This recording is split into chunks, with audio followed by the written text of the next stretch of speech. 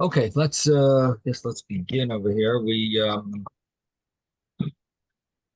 been learning a number of interesting laws. I don't know how practical they are, but the laws of these bundles that are made into uh, the bundles that are used maybe for firewood, and the person wants to use them for schach. Either he put them initially for schach, or he put them to dry out, and then he changed his mind to use for schach.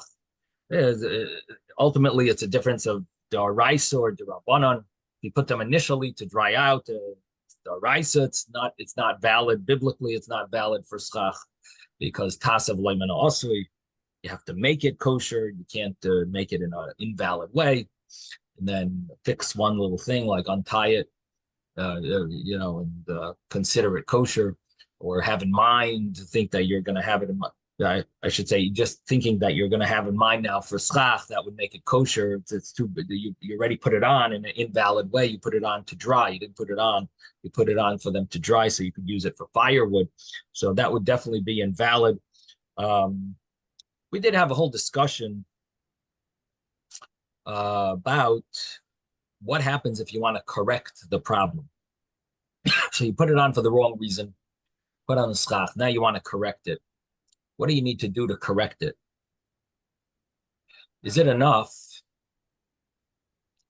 to untie the bundle? And by untying the bundle, maybe that should be enough of an act to be considered that you're making it for schach.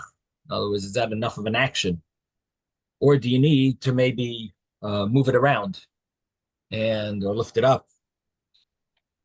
And this is a big topic of discussion, Shulchan Aruch, and at least in the Torah and the commentaries on the Torah, the Bach, uh, the big discussion of how you fix such a problem. Again, you put it on wrong, you put it on Tad's problem of Tasav Lemon Asui, and we dealt with reconciling this with a previous Gemara, previous Mishnah, where it talked about you put on attached branches, and then you detach them after they're on your sukkah. And there we said you definitely, according to Shmuel, which is the halacha, you definitely need to uh, like redo the schach. You definitely need to redo the schach.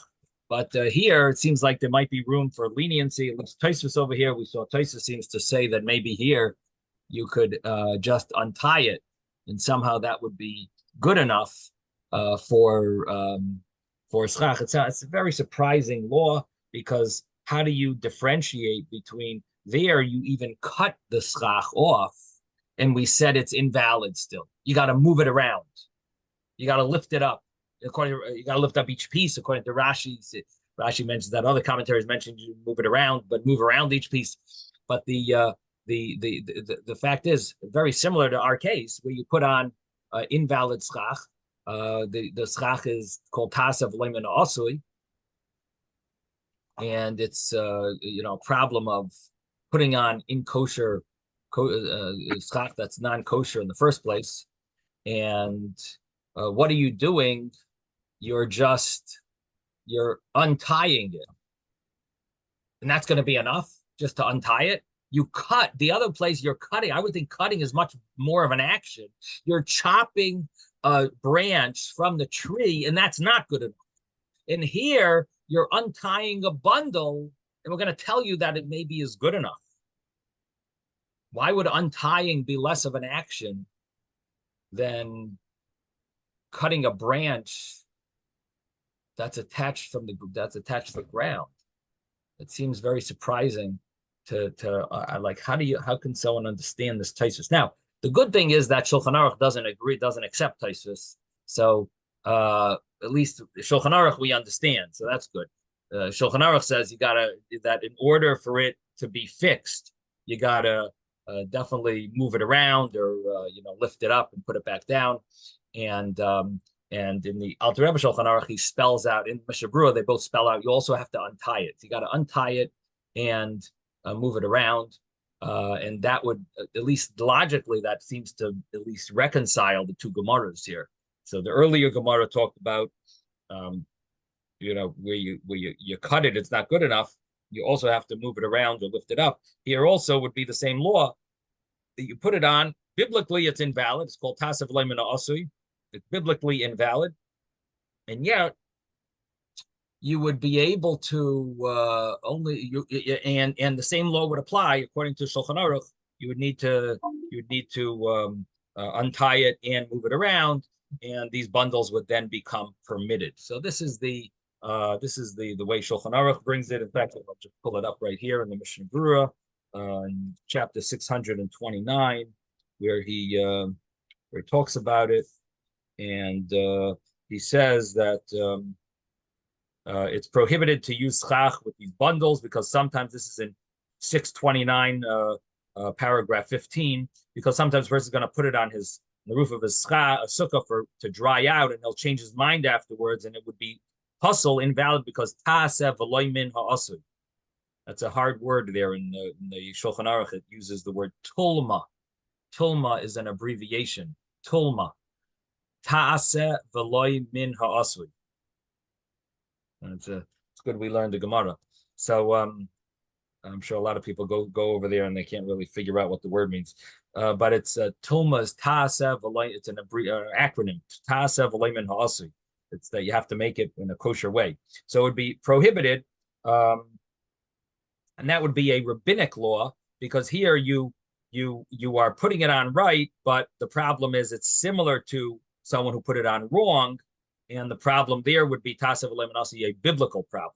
So if you did it right, but it's similar to the biblical problem, doing it wrong, the rabbi said you also can't do it, and they made a decree that this also would be a problem. And therefore,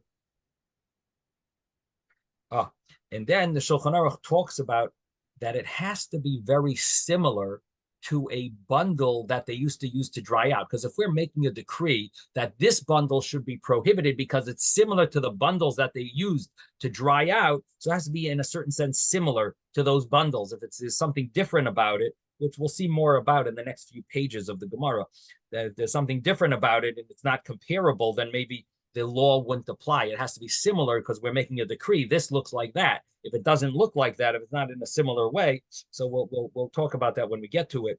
So now the Shulchan Aruch continues and says,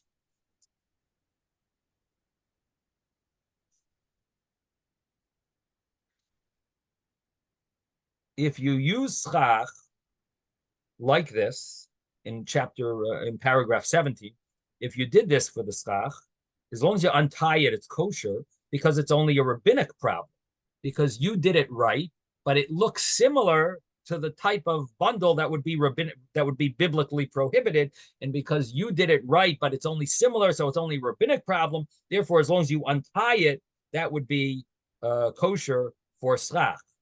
But if you put it there wrong and you have a biblical problem, that it's psula min haTorah, it spells it out, that it would be invalid biblically because you did it in the wrong way. You put it out to dry, and now you're changing your mind. That change of mind is not going to help. Einani teres bahatera, it won't even be permissible when you untie it. Untying it, well, even untying it won't work. Ela tzricha nianua, it needs to be shaken. You need to shake the entire schach of these bundles. You need to in order to make it permissible. And on the bottom, Mishnah Berurah, he brings v'tzarech nianua achar hahatara.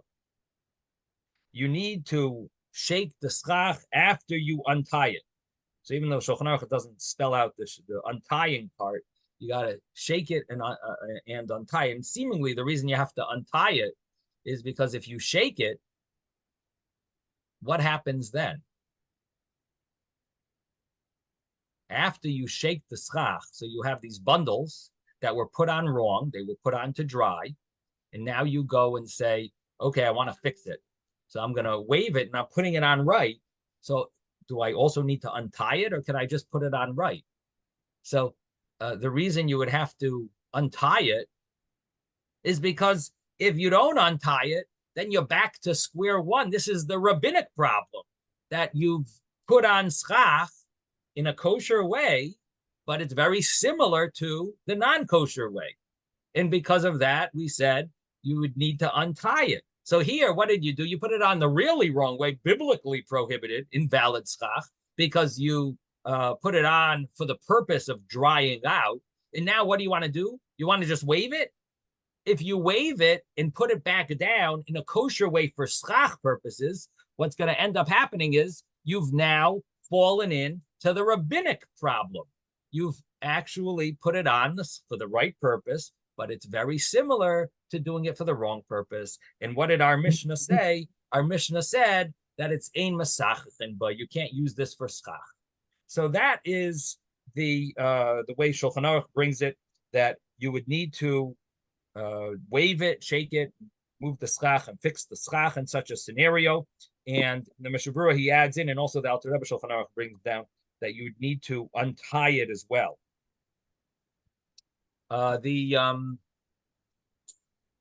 We did mention that Tosfos over here is a little surprising that he allows you just to untie it. Deserves to be thought about, like how is that going to work? He wants to say untying it is similar to waving it. It's an action. It's enough of an action similar to waving it, which definitely seems surprising to say. But we're going to leave it at that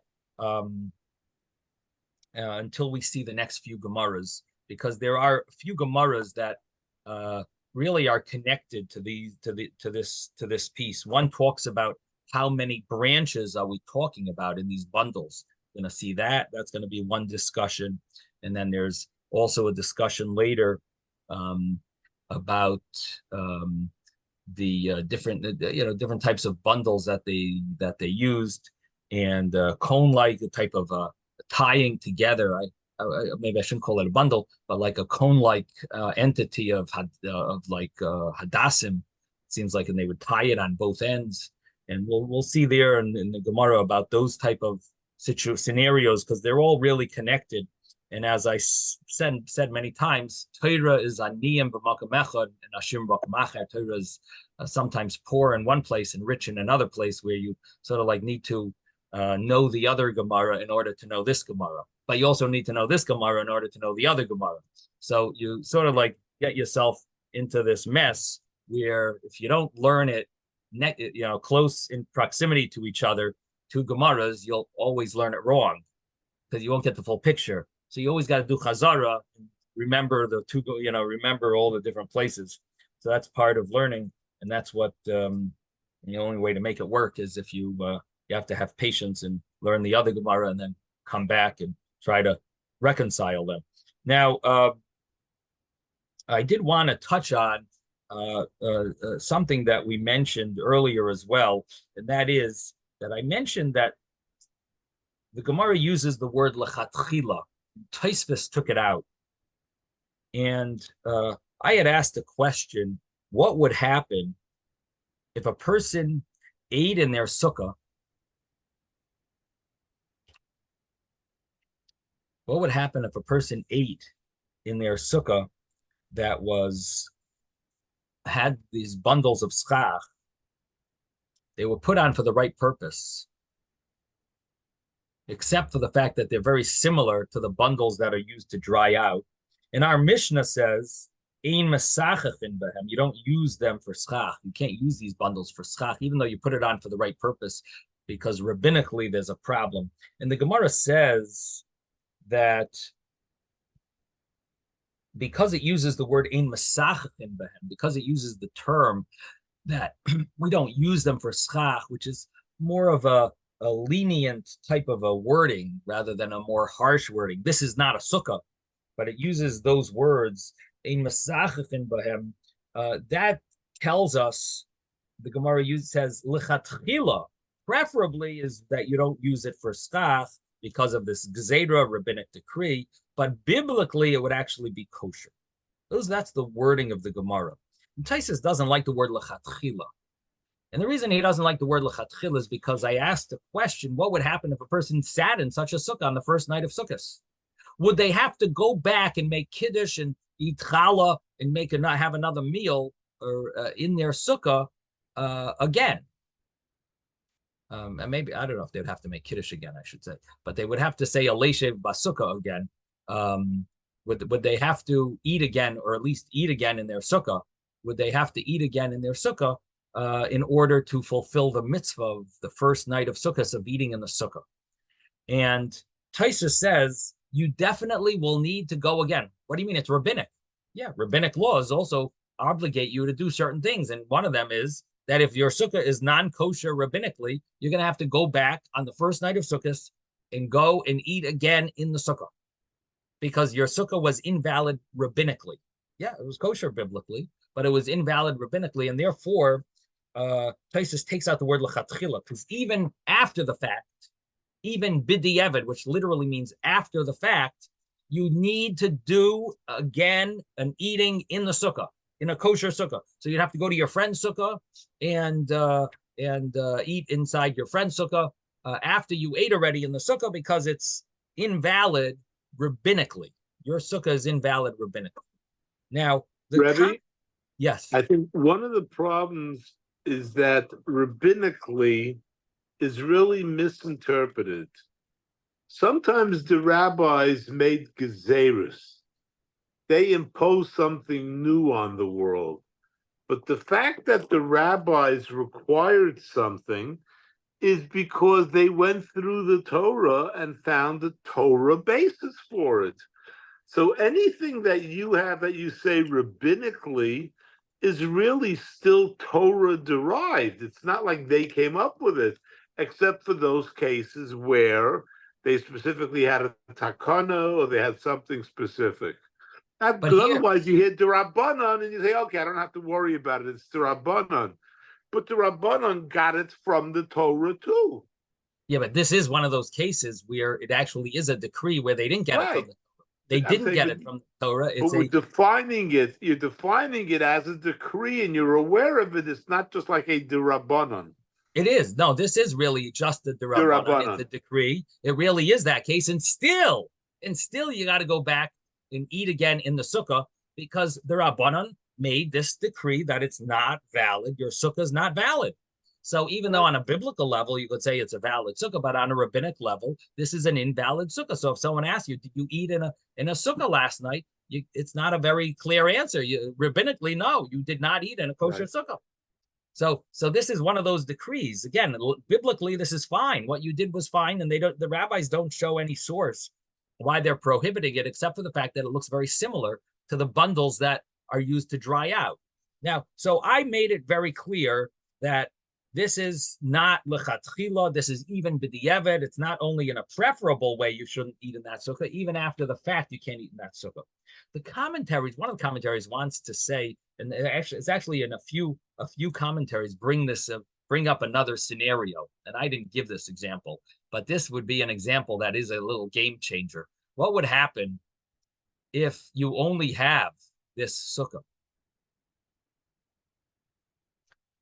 And this is the only this is the only sukkah that's in your town. You can't go anywhere else. There is no such other sukkah. And is it better for you to sit in this sukkah than not to sit in a sukkah at all?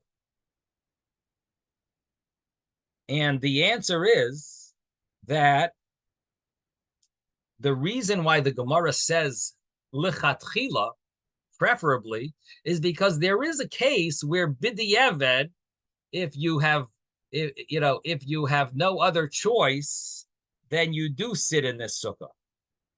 And this would be a case where there's no other kosher sukkah in town. This is your only sukkah. So lechatchila, in other words, this is not a preferable thing that you could be masachech with the sukkah and sit and eat in the sukkah. But after the fact, or being in a pressing situation where there's no other choice, it's better you should sit in this sukkah and fulfill the biblical obligation. And this is brought in the Shulchan Aruch, in the commentaries of the Shulchan Aruch, Bikurei Yaakov, Pri Megadim, that on the first night of Sukkot, if you don't have another sukkah, you sit inside this sukkah. So this would be, Ezra wanted to say that in such a case, maybe you would be allowed to sit in such a sukkah. This would be that scenario where Ezra's right, actually. And there would be a case where you would sit in such a sukkah And that's why the Gemara uses the word, according to these commentaries, it gives us a little understanding of the word lechatchila, even though Taisus doesn't want to remove the word lechatchila, but there is a scenario where lechatchila actually works. And that would be there's no other kosher sukkah in town. You have no way to you're not allowed to walk outside of the tchum. You can't go to another sukkah. And so this is your only option. So at least fulfill the biblical obligation of eating in the sukkah. You didn't fulfill the mitzvah of sukkah rabbinically, but you'll fulfill the mitzvah of sukkah biblically. And therefore it uses the word b'chatchila that you can't use it, but there is a case where b'diavad, where in a pressing situation, it would be appropriate to use. Now, we don't always say this concept of you have no other choice. What happens in a case where you are chaytet begadish? If you dug out a hole in this haystack and you wanted to dwell in that sukkah. Now, that sukkah is biblically not a sukkah because it's ta'aseh v'lo min ha'asu. So it was made in a way that's invalid. It was made in a way that you dug out, you never put schach on. It just happens to have schach there. So you didn't build the schach, you didn't build it in a kosher way. And it's on Shabbos and Yom Tov where you can't lift up the schach and put it back down. And therefore, in such a scenario where if you have no other sukkah, there's no reason to put to even eat in such a sukkah, because it's not a sukkah. It looks like a sukkah. It could be a kosher sukkah, but it's not. And that would be a scenario where it doesn't help eating in such a sukkah, even though you would think, at least I'm eating in a sukkah, something. Sukkahs, I want to eat in a sukkah. It's worthless. That sukkah is worthless. It's ta'aseh v'lo min ha'asu. That's biblically not a kosher sukkah. You gain nothing from eating in such a sukkah. Or the same example would be if you put your bundles on it with to dry, and there's if you put the bundles there to dry, and there's no and for whatever reason that on Shabbos you can't or in Yom Tov you can't move them. Now I'm not saying that that's always the case. There might be. We have to look into the fact that what happens if a guy would lift it up for the purpose. I wonder what would happen in that scenario. Maybe there could be a way, but maybe it doesn't work. A guy's kavana doesn't help. I don't have to think about this. If there's any way, like how it could be, of course, if you're in a town where there's no one around, there's people. Kavana? What? The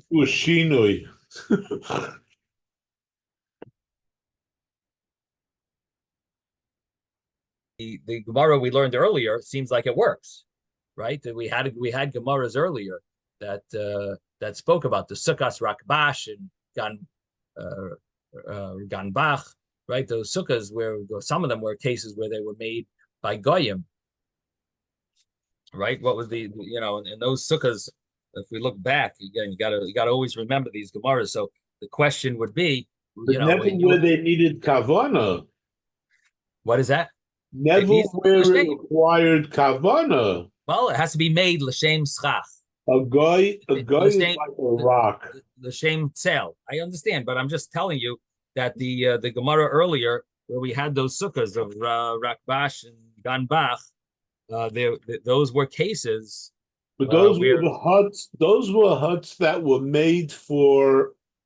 Goyim made it to dwell for shade. Right. So I'm wondering if there's a way that you can have a guy. What? The guy. Schach in those cases. The guy put the schach on. The guy. What if you have? You got to look back on 8b. 8b. Yes. What if you could make a machine instead of a goy? It's the same way they make machine matzah. You make a machine sukkah. It's built by machines. Right. Now, well, it would seem as long as it's made for shade. If the goal is for shade, it should be okay. And there are ways of telling if it's meant for shade. So the question I have is on this discussion here, where you have no other option, and you made the sukkah in an invalid way, and there is a way to fix it, but it's Yom Tov, and you can't fix it for various reasons of either muktzah or other reasons. But maybe you could have a guy lift up the schach and put it back down, if he does it in order for his own purpose of shade, or would that not work? Is it because it's already shady? It's already giving shade, the same shade. Would that not work? Like, why can't we have a guy? Now, in a case where there's no guy available, like if you're living in, on a farm where there's no one within 10 miles away around, and there are people that like that. They live, Rabbi, so then you would have a real case where this is applicable. You only have a sukkah that was put on, the schach was put on for the right purpose, but it's similar to the schach put on for the wrong purpose, so it's rabbinically prohibited. And this would be a case where you would be allowed to sit in such a sukkah. You would be told to sit, but at least fulfill the mitzvah biblically. Yes, Moshe.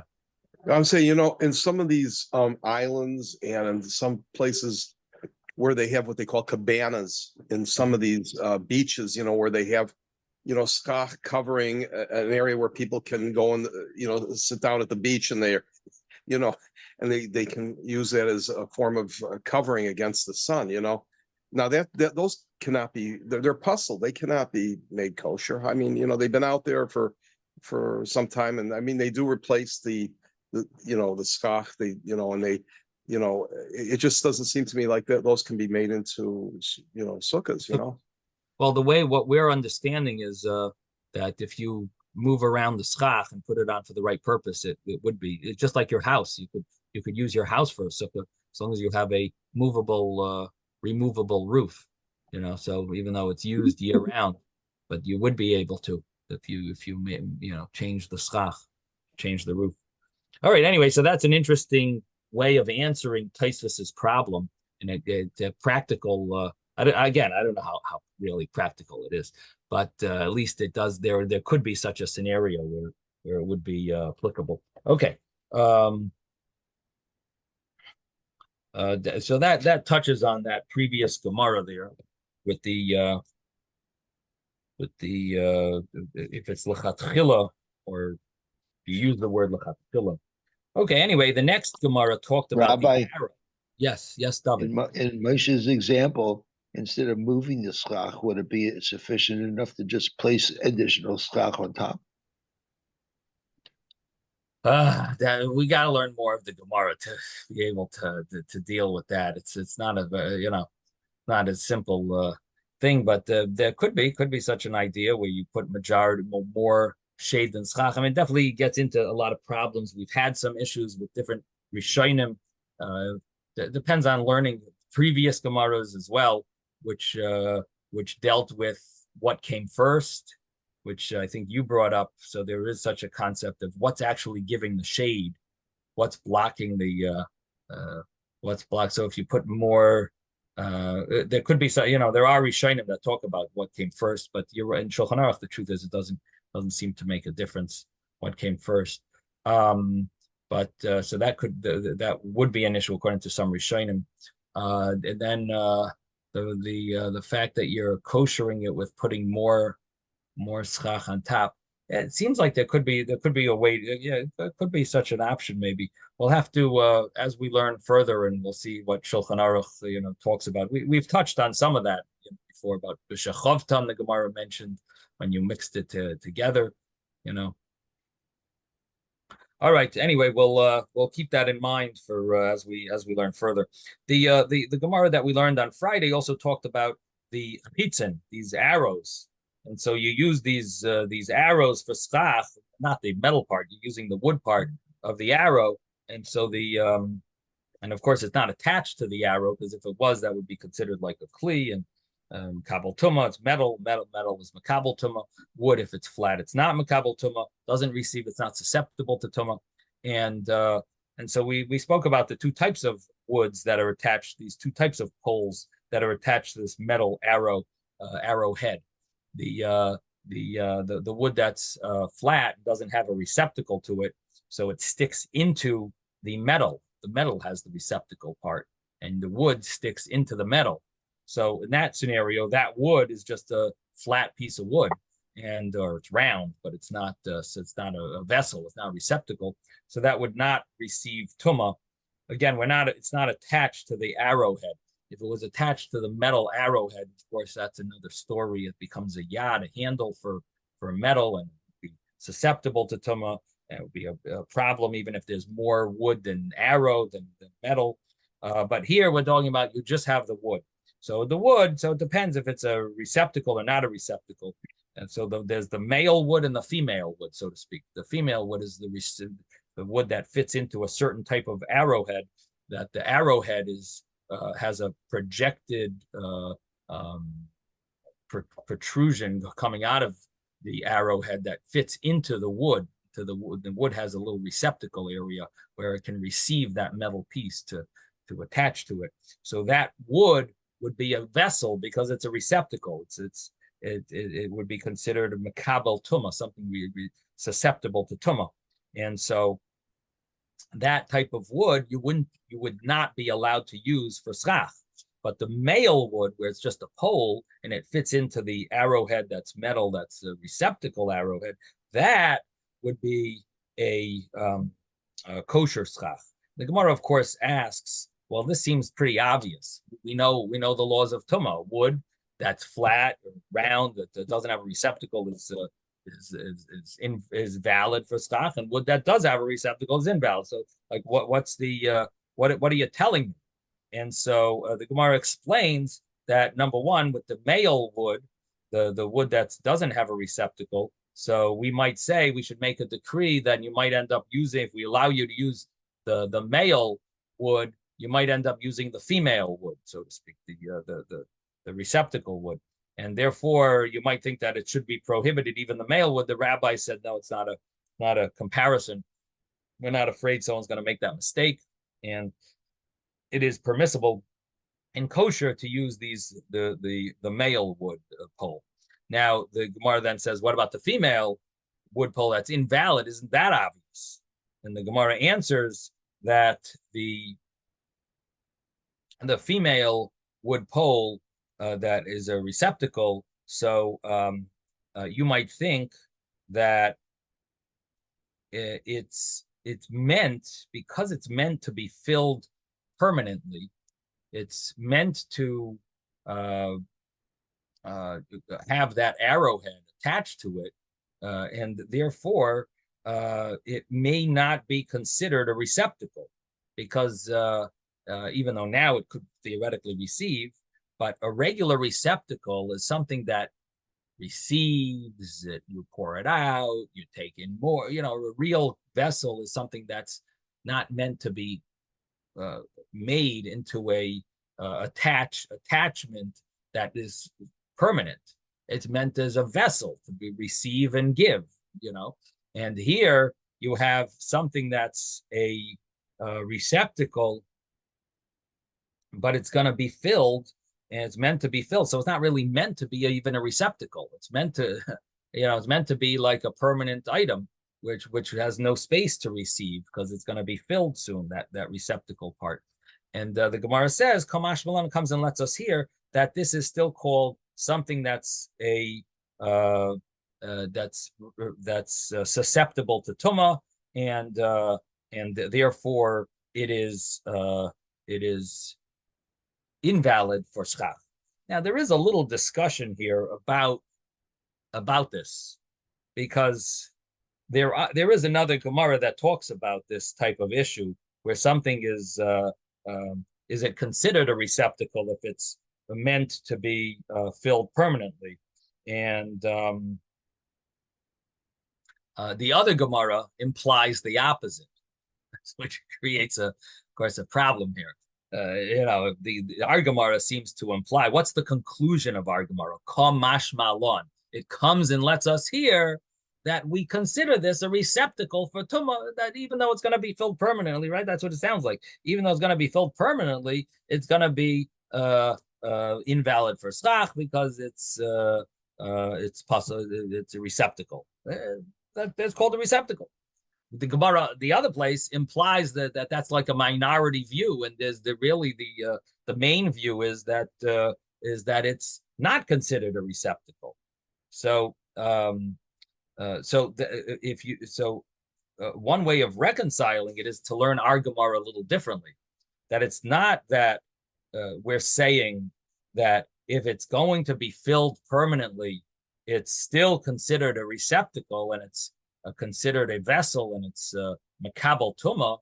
No, our Gemara's conclusion is kamash malon. It comes and lets us hear that because it's not always, it's not permanently always, and sometimes they actually take out the arrowhead, therefore it's considered a receptacle. But if it would be permanently, then it wouldn't actually be makabel tuma, and actually you would be able to be masachich with it because it's not called a receptacle. But because by an arrow it's not always permanent, so that would be a way of understanding our Gemara a little differently. So again, the kamash malon sometimes knocks you a little off because what is the conclusion? Is it accepting the original logic, or is it knocking something else off? Come on, it comes and lets us hear this innovation. But what is that innovation? That it's as we initially thought, or is there something else that we're changing? You know, what's that kamash malon? It's coming and letting us hear that it indeed is considered a receptacle, even though it's permanently going to be attached, or is it that it's not always permanently? That this is not exactly similar to those type of cases, and because this case is maybe it's not always. It's also lamalos and a regular and a majority of times, but there is a minority of times that maybe it's not also lamalos. It's not meant to be filled, and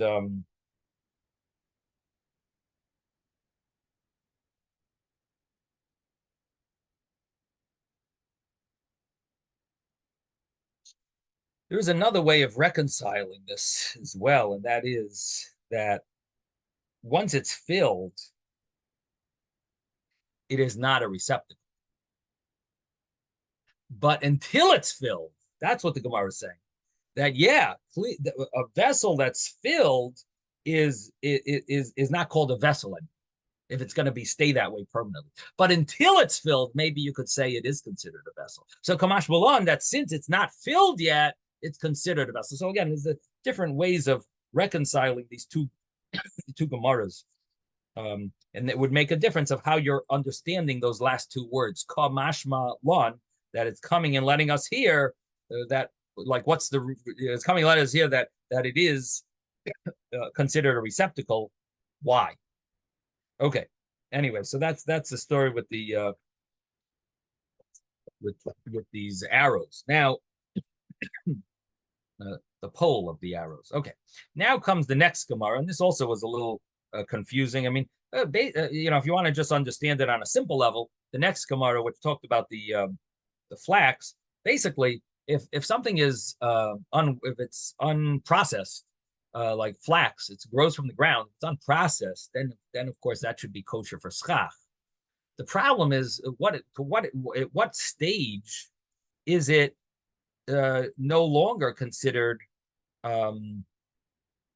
unprocessed? Once it's processed, it would be considered like it would be considered susceptible to tumah. Why would it be considered susceptible to tumah? So one of the understandings over here is that it's susceptible to tumah because when you wear a garment, there's a law called tsaras, that not only is a tsaras, leprosy, applicable to a person's body, but there's also tsaras on clothing. So at what stage can this be considered clothing that could be susceptible to tumas tsaras? Now, if it's not even made into string, if it's not even combed, if it's just flax, just this linen that's totally unprocessed, so it's not a garment. So there's no such thing as tsaras begodim, of leprosy to garments. But if it is processed, then the question is, of course, at what stage of its processing will this be considered a potential to be received tumah because of the tumas tsaras, because of the fact that it could be susceptible to having tsaras done. So that's basically what our Gemara is dealing with. And of course, I don't know how practical this Gemara is either, but this is but we'll just go through it again, and then we'll move forward. And that's Hashem. So let's begin. We're on page 12b, and we're gonna start with this Amar Rabba Bar Chana. Rabba Bar Chana said, and he basically the practical side of this, not the practical, the way they make the linen is that they take this flax and they soak it, and after they soak it, they dry it, and then they bang it or beat it in order to remove, I guess, the good stuff from the to be able to remove the good stuff from the I guess the stuff that's not usable for flax. So they have to beat it. So again, they soak it, they dry it, they beat it, and then they comb it, and then they bleach it, or they somehow in a fire. So anyway, that's basically that's basically how they make it ready to be spun. And then it's spun into string, and you could actually sew with it. Okay, so Amar Rabba Bar Chana, Amar Rabbi Yochanan. Rabbi Chana said in the name of Rabbi Yochanan. So is sikcha ba'anitze pishton, if you were masachech with these anitze pishton. This is pishton that is ready to be spun, and if you were masachech, you used for schach, this type of stuff, it's something that's makabel tumah. It's makabel, what again, the tumah that it's makabel, it can receive, it's susceptible to tumah. And as I explained, it's susceptible to the tumah of leprosy, of negoyim,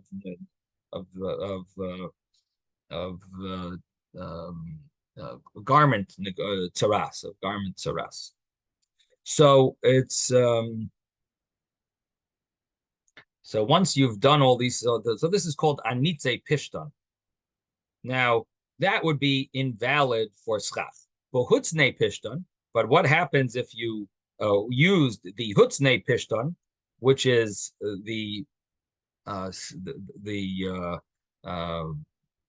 what would you call it, a stalk from the ground, that the stalks, and those, you didn't do anything with it, you didn't even soak it yet. So if you use the hutzne pishton, then it would be, of course, kashera. It's kosher because this is not a garment. It's not receptacle. It's not susceptible to tumah, and it comes from the ground, so it's kosher. So this would be the two extreme cases. But then comes the third case that Rabbi Yochanan talks about. Again, Rabbi Bar Chana says the name of Rabbi Yochanan, these three cases. And the third case is called Hushne Pishton. And the Hushne Pishton, he says, any idea, the Hushne Pishton, any idea mahu. I don't know what the law is. In other words, where would Hushne Pishton fit in, if it's kosher or not kosher for schach? And obviously, Hushne is somewhere in the middle. Now, the Gemara then says that Rabbah says, "V'hushne atzman eini yodeya," and I don't even know what Rabbi Yochanan is talking about. What level is hushne? What stage is it? Manafshach. Manafshach is used in the Gemara to say either it means this or either it means that, but either way, it should, it should be obvious. So it says manafshach. How is this case? What is he intending? If this hushne is talking about that it's beaten, but it wasn't combed, dayek v'loy nafetz, it wasn't combed. So if that's hushne karile, that's called hushne. And there he's not sure. Maybe it is makabel tumah. Aval, but tare, if it was soaked, v'loy diak, and it wasn't beaten, then hutzne karile, that would be included in hutzne. Because if he's saying this is a case I'm not sure about, that would mean that the earlier case, which is one stage earlier, he is obvious. He is sure that that's not yet susceptible to tuma. Oidilma, or maybe tari, when it's soaked, veloy diek, and it's not beaten, nami hushne karile, that also would be included in the category of hushne, and that would also be part of his question, that what would be the case of both of these cases. And the only case that he's sure of is in the case of where it totally was not soaked, was just, I guess, harvested from the ground. That would be the only case where it's obvious that you're allowed to use for schach. So this is the question of what's included in the category of hushni. Does it include both of these stages, or is it only including the stage after the soaking? But maybe the soaking would also be still valid for schach. And that's basically his question. Okay.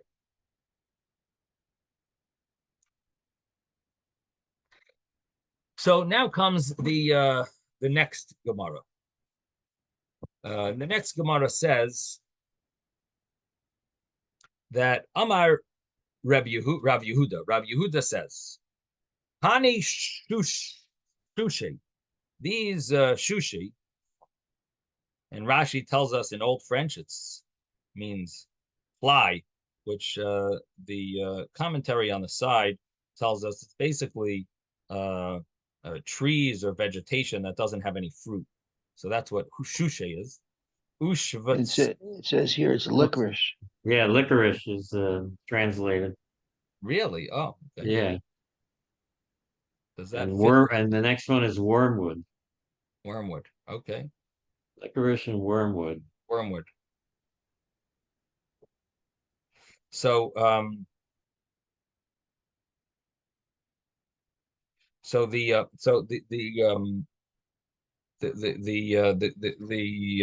Rashi just gives these old French words on the side. He tries to explain tries to say what they are, but it's a little unclear. So anyway, okay, so let's say it's licorice, shushi, and shvatsri is wormwood. Okay.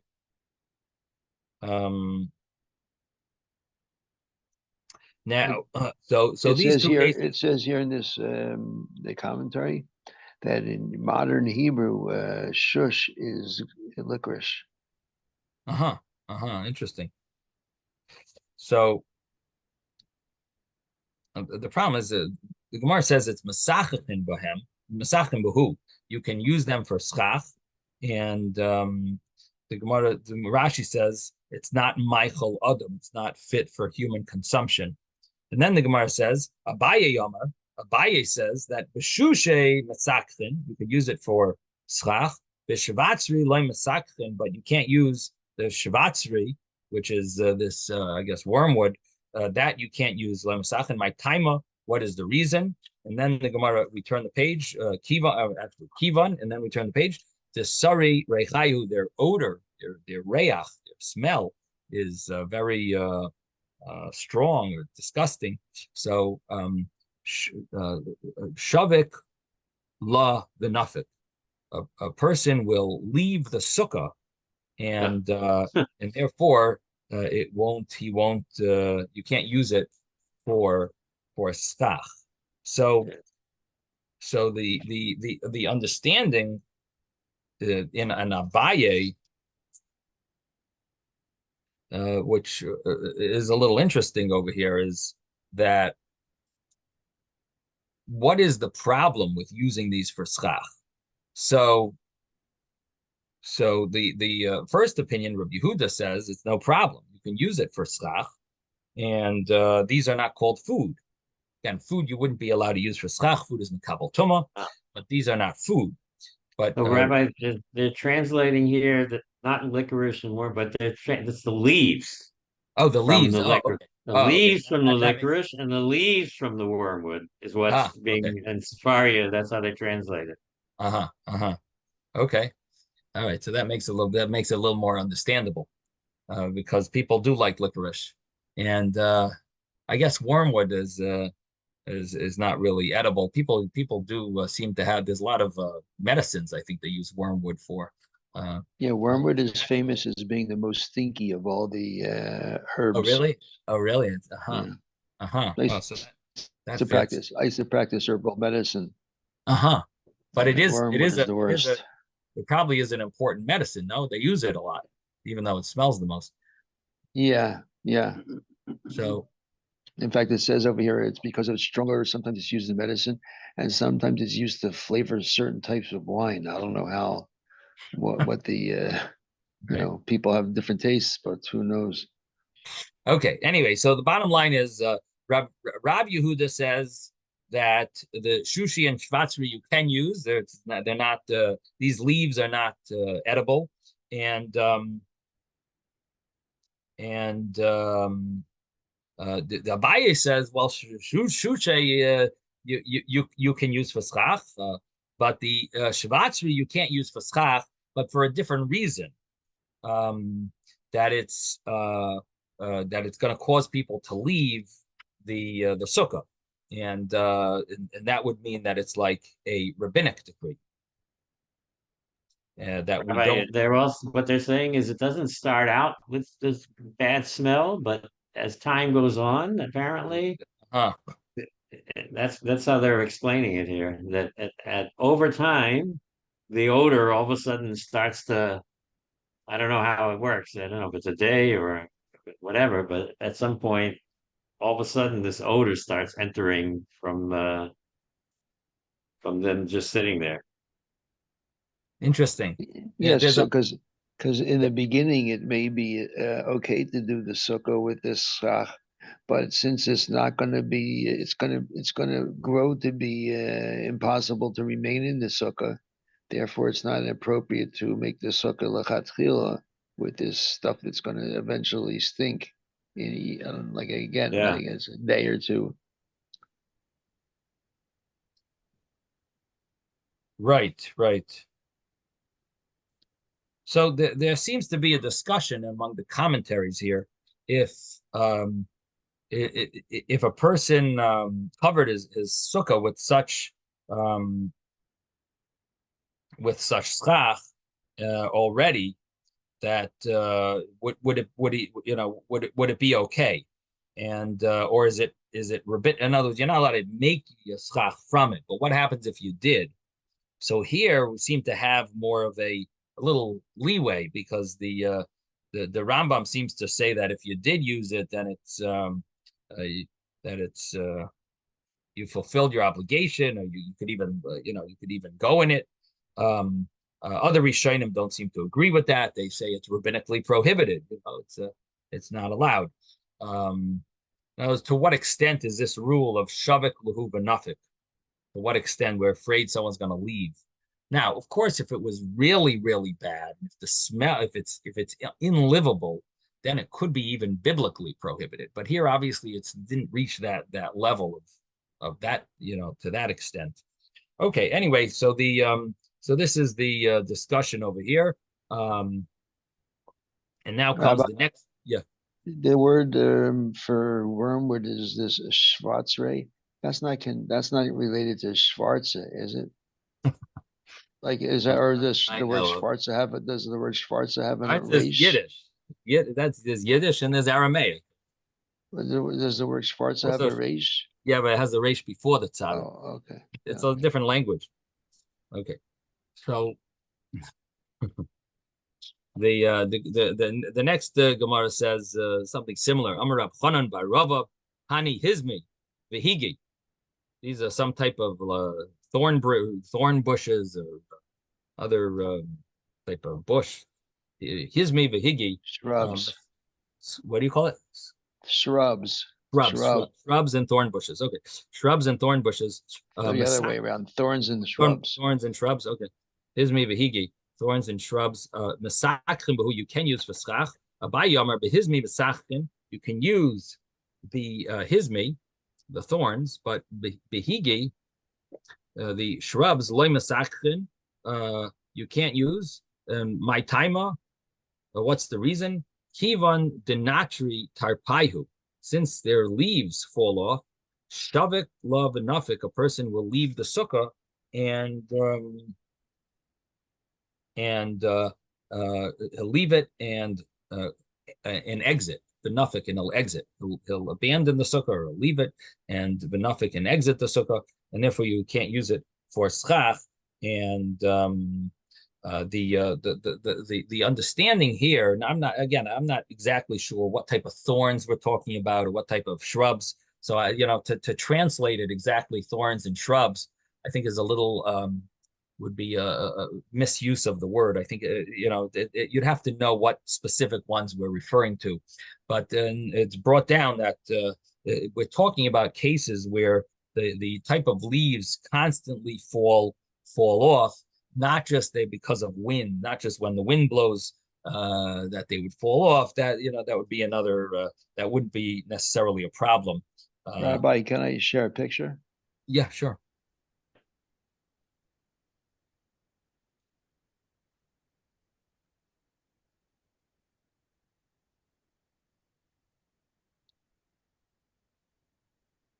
Mm-hmm.